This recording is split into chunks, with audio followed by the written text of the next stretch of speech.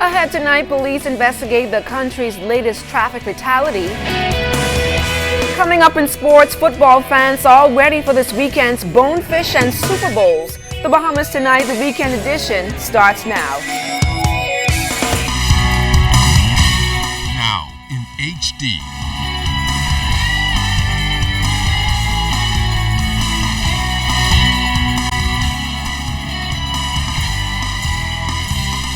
ZNS Network presents The Bahamas Tonight.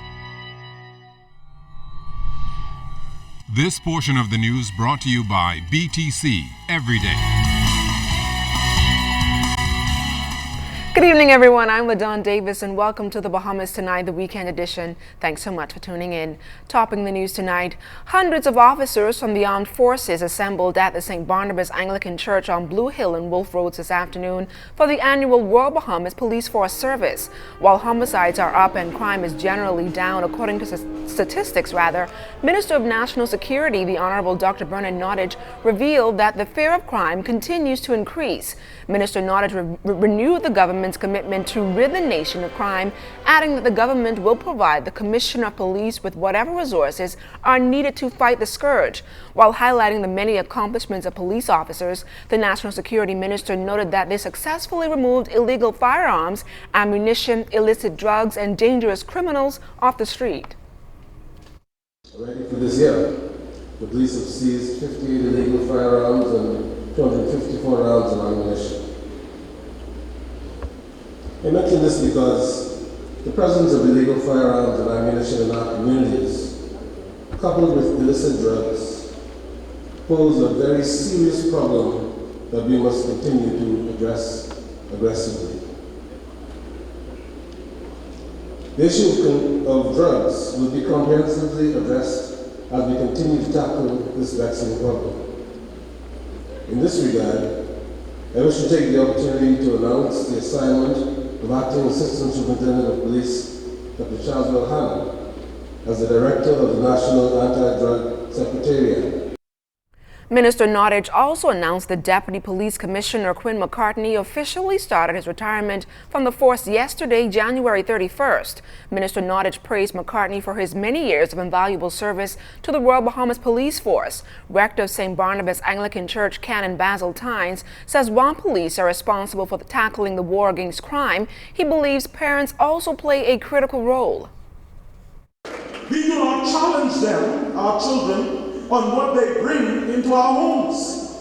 And already some of us have decided we're not going to because we're benefiting from it.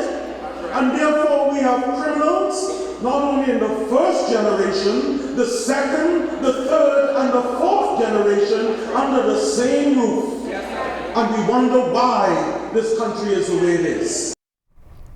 Before this afternoon's church service, dozens of police officers, family, and friends assembled at the Garden of Remembrance at the police's East Street headquarters today to memorialize 21 fallen officers who died in the line of duty over the years.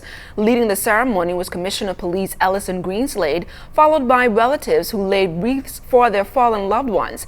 It's an annual service aimed at not only reflecting on the lives of the deceased officers, but their unselfish service to this country and the Royal Bahamas Police Force.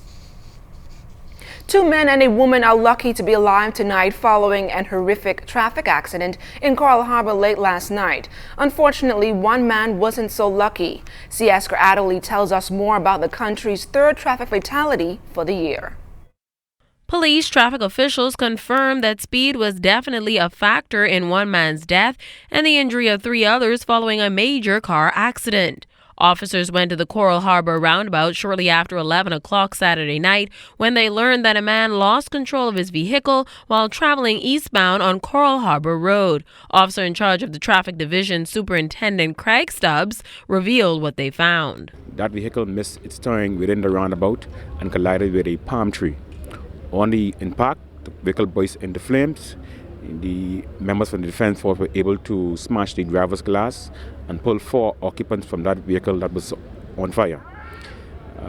3 males and a female was pulled from that vehicle. But police are reporting that it was the front seat passenger that succumbed to his injuries at the scene, and the others, including the driver, was taken to hospital. The driver was listed in critical this morning. The rest passengers were treated and discharged from PMH early this morning. This incident marks the third traffic fatality for the year. C.S. Scatterly, ZNS Network News. And still on police news, authorities here in New Providence arrested 6 Colombian women at a nightclub on Elizabeth Avenue last night. They were taken into custody for breaching the Immigration Act and suspected of soliciting for prostitution and exotic dancing. The club owner was arrested for breaching the Business License Act. Police in Exuma investigating the circumstances surrounding the death of a woman earlier this morning. Officials tell us they found the woman unresponsive in a villa at the Palm Bay Resort. The island doctor later pronounced the woman dead at the scene. The woman is believed to be in her 30s and resided at the villa with her husband and children. Police confirm they are questioning a man regarding this matter. Meanwhile, an autopsy will be performed to determine the exact cause of death. And from Grand Bahama Police, there continue intense investigations into the death of a 71-year-old male resident that occurred around 5 o'clock yesterday morning in the Hawksbill area. Senior Assistant Police Commissioner for Grand Bahama, Emerick Seymour, confirmed that the homicide stemmed from a domestic dispute which resulted in another individual being injured. Grand Bahama Police arrested a close relative for questioning. The government expressing deep regret and condolences to the government of Japan following the murder of a Japanese journalist by the group ISIS.